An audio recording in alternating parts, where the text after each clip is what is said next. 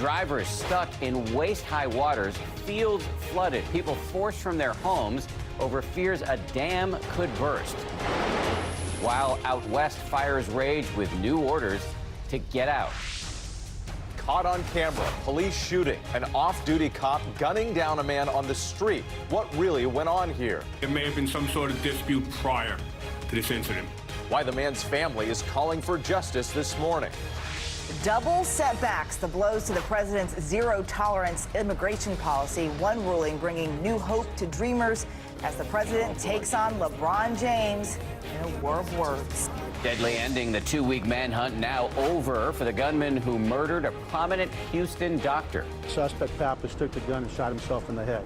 How investigators uncovered video of the actual shooting and what they say they found inside the accused killer's home. And rhino attack, the animal that went wild at a safari park, terrifying people inside this SUV. What park officials say got that rhino overexcited. Live from ABC News in New York, this is Good Morning America. So the rhino was overexcited. Yeah. That's suggestive language. There may or may not have been a lady rhino involved. Okay. We'll get to the bottom of it. All right. This sounds vaguely not family friendly. Anyway, good morning, everybody. Paula, Rob, and Ron are all off, but here's the good news. We brought in some ringers. Whit Johnson is here, and Eva Pilgrim is here. Great to have you. Thank you for having me this morning. Absolutely. We love your dress. Always a pleasure. Classing us up.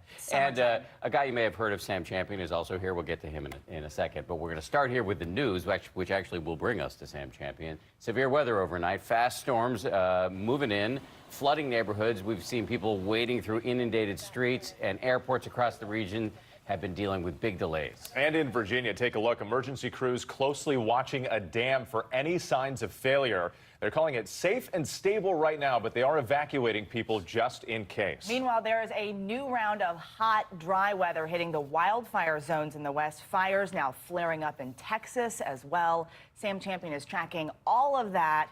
Good morning, Sam. Good morning, Eva, Dan, Whit. Good morning, everyone. Hey, yeah, likely everyone you know has some kind of travel nightmare story to talk about, and we do more again today. But August is usually very quiet. This one is a wild one.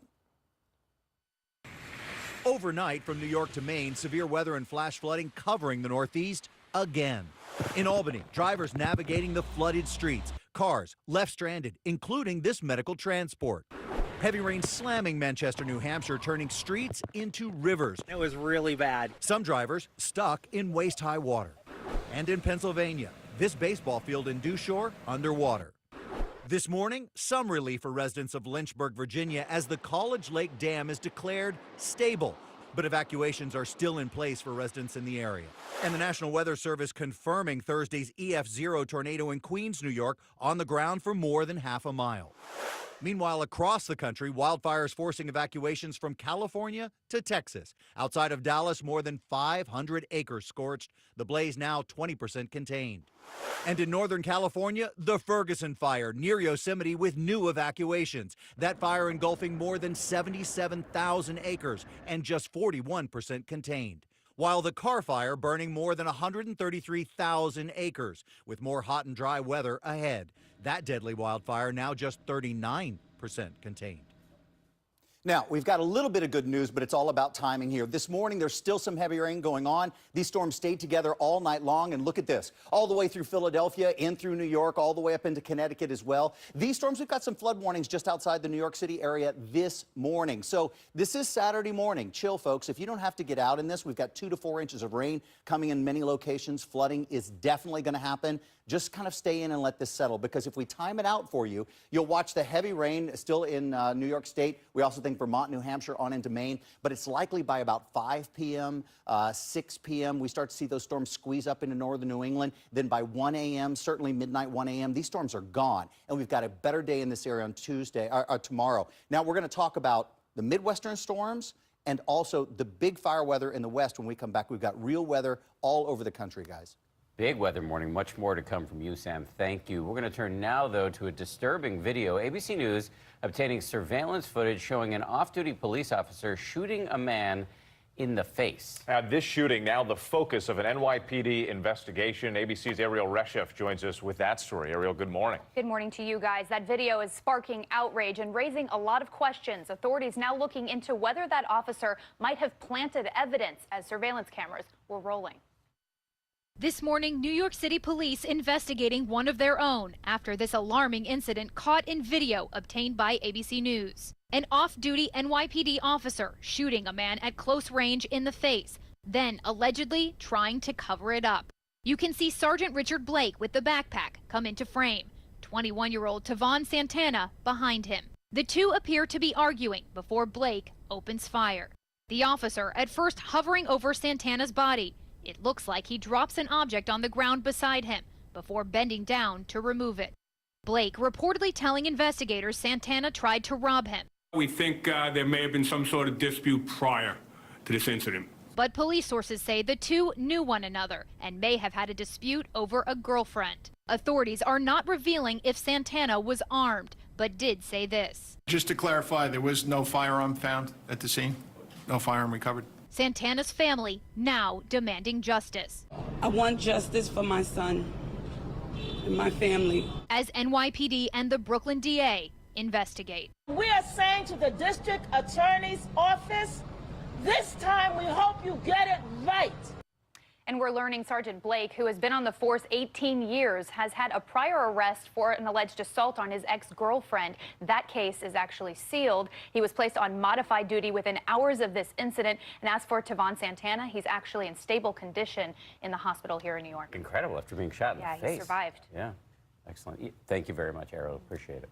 Well, back-to-back blows for the Trump administration's immigration policy coming overnight. In one, a federal judge ruling DACA must be restored. And then in the other, a judge deciding the government is entirely responsible for finding the parents who were separated from their children and deported without them. ABC News White House correspondent Tara Palmieri is in New Jersey, where the president is on vacation this weekend. Tara, good morning to you.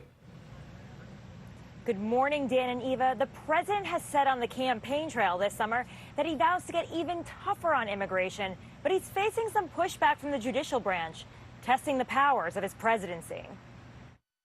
Overnight, the president's zero-tolerance immigration policy suffering two legal setbacks.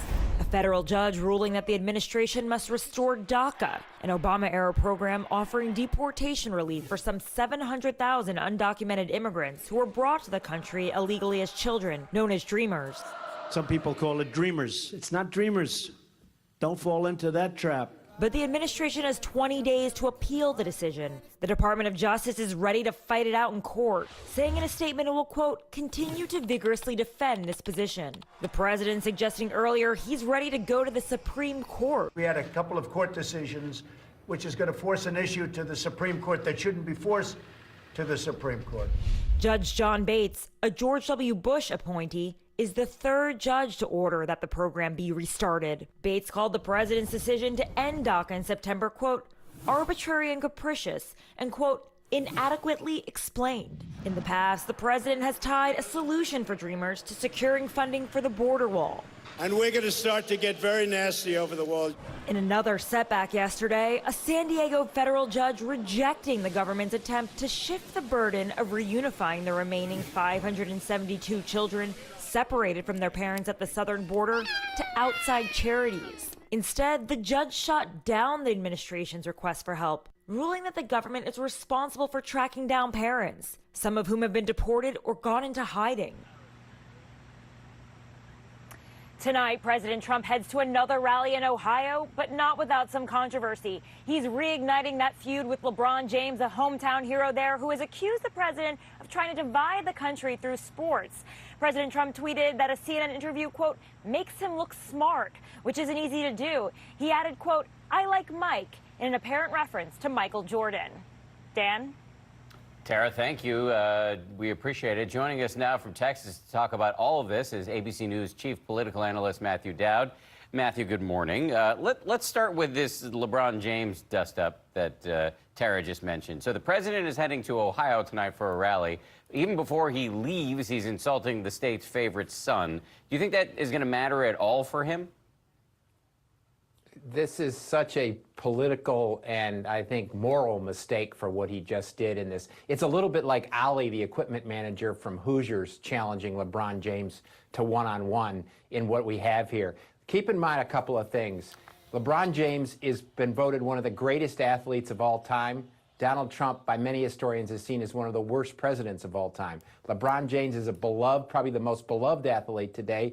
Donald Trump has the lowest approval ratings of any president today. And finally, the interesting thing is LeBron James announced his foundation this week that he wanted to help vulnerable families, hundreds of vulnerable families with education, transportation, food, and everything they need, while simultaneously Donald Trump's administration is separating families at the border, leaving many vulnerable families uncared for. It's an amazing thing that he would challenge somebody, and now he's going to a state where LeBron James brought them their only NBA championship in their history in Cleveland. Yes, but I take your point, but every time the president has juiced or goosed these cultural controversies, it seems to have redounded to his benefit with his base.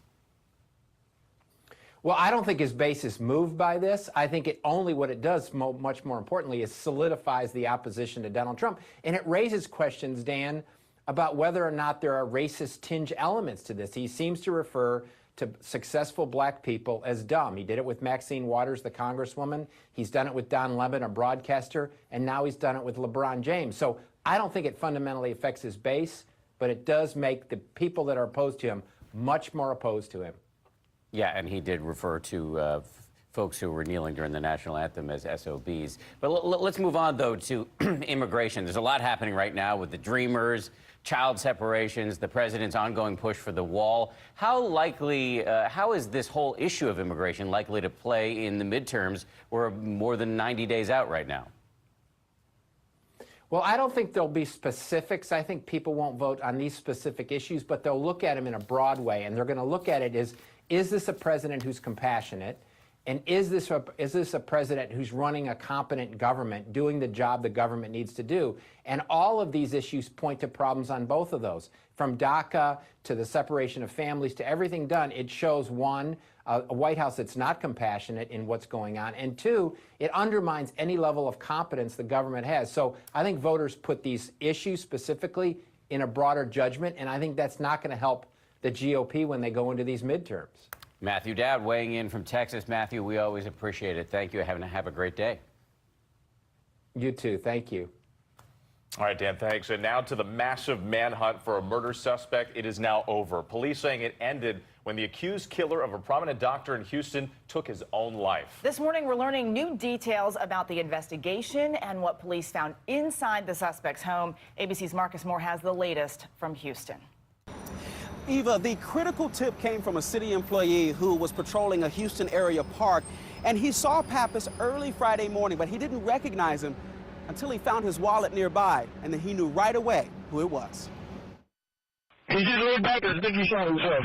A dramatic ending to the 2-week manhunt for the gunman who murdered this prominent Houston doctor. He's walking. It's going to be the suspect. He's walking. Investigators say 2 police officers confronted 62-year-old suspect Joseph Pappas in this Houston neighborhood Friday morning when he took his own life. The suspect has body armor on and was not complying with our officer's command. Suspect Pappas took the gun and shot himself in the head. Police believe Pappas targeted Dr. Mark Houseknecht, who once treated President George H.W. Bush, in an act of revenge. Pappas's mother dying on Houseknecht's operating table 20 years ago. Pappas allegedly gunning down Houseknecht during the doctor's morning bike commute to work. Investigators uncovering surveillance video of the murder from a passing Metro bus. The bus didn't know I had captured a murder, which was one of the most chilling videos I've ever watched. This as police revealed chilling evidence of Pappas's murderous plans. At the suspect's residence, they found a very extensive intelligence file that this suspect had put together on Dr. Houseknecht. He knew everything that you could possibly find on this man. That file also containing names of other employees at the Texas Medical Center, though it's unclear whether they were also targets. But now, with the manhunt over, Houseknecht's wife telling ABC News in a statement, the family can never adequately thank our friends and neighbors who have loved and supported us. I am most grateful, however, for the many wonderful years our family shared together. And it was through surveillance video that police were able to learn that Pappas allegedly stalked Dr. Housknecht at least 5 times before that brutal murder in broad daylight along a busy Houston street. Dan. Unbelievable story, Marcus. Thank you. Now to the latest on Harvey Weinstein's legal trouble. The disgraced movie mogul is fighting back. His legal team is asking a judge to dismiss charges involving 2 of Weinstein's accusers. Marcy Gonzalez with more on why Weinstein's attorneys say they should be dropped. This morning, Harvey Weinstein's legal team pushing to have sexual assault charges against him dropped. Any comment, Harvey? Saying in one case, key evidence wasn't presented to the grand jury. I think the integrity of the grand jury process was compromised. In this motion, lawyers for the disgraced movie mogul claim one of his accusers maintained a consensual, intimate relationship with Mr. Weinstein in an exchange of more than 400 warm, complimentary, and solicitous emails for more than 4 years after the alleged rape. One of those alleged emails highlighted in the court filing sent just more than a month after the woman says Weinstein raped her. In it, attorneys say she wrote, "It would be great to see you again and catch up. It would mean a lot if we could catch up over a drink then." In another email, they say she wrote that she missed him. Weinstein's attorney argues since the Manhattan district attorney didn't show any of the messages to the grand jury, the indictment should be thrown out. I think if a grand jury had been given these emails, I think they would have paused quite seriously about whether or not to decide that a crime of rape was committed. Along with the rape charge, Weinstein also faces 5 other counts, including predatory sexual assault, all stemming from alleged encounters with 3 women. This defendant used his position, money, and power to lure young women into situations where he was able to violate them sexually. Weinstein has pleaded not guilty and denied ever having non-consensual sex. His team also asking a judge to throw out charges based on accusations made by aspiring actress Lucia Evans about an alleged encounter in 2004.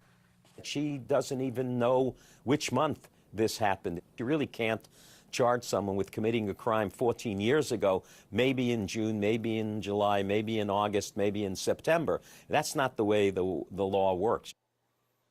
And the Manhattan District Attorney declined to comment on this latest motion. This morning, Weinstein is free on $1 million bail and being tracked by a GPS monitoring device. Some of the charges against him carry a maximum sentence of life in prison if convicted. Guys, back to you. Marcy, thank you very much. Time to check the weather yet again. As we said, it's a big morning in the weather department, and Sam is tracking it all. Hey, Sam. Hey, good morning again, everybody. Let's start with some new pictures that are coming in from some storms that happened Thursday into Friday in Rainbow Valley, Arizona. This is just outside of Phoenix. Why this is so incredibly interesting is look at this. There were 10 to 15 homes that were just flattened. These storms popped up in monsoon moisture that moved through that area. Normally, you're just talking about heavy rain. This was 60-mile-per-hour winds that just flattened these homes. Now, heat is back on in the west. That means we're going to see more of this. All of this pink coming out with red flag warnings. The red with the excessive heat watches. A lot more of that developing. Take a look at these numbers. While it looks cooler in the valleys from Redding into Burbank right now, look at where we're going, and these numbers are brutal. Redding at 104 on Tuesday, Phoenix at 110 on Tuesday, Palm Springs Tuesday 114. That's the weather around the nation. Here's what you can expect this morning. And good morning from the Stormwatch 7 Weather Center. I'm meteorologist Ryan Miller. Shower and storm activity beginning to push away, not toward, away from the D.C. region. That's the good news. We're going to see sunshine today. Hot and humid conditions will persist. Because of the rain that we picked up earlier this week, we still have active flood warnings along streams and rivers and creeks west of Washington. Upper 80s today, partly sunny conditions. 20% chance of an isolated storm this afternoon. Dry, though, Sunday into Monday.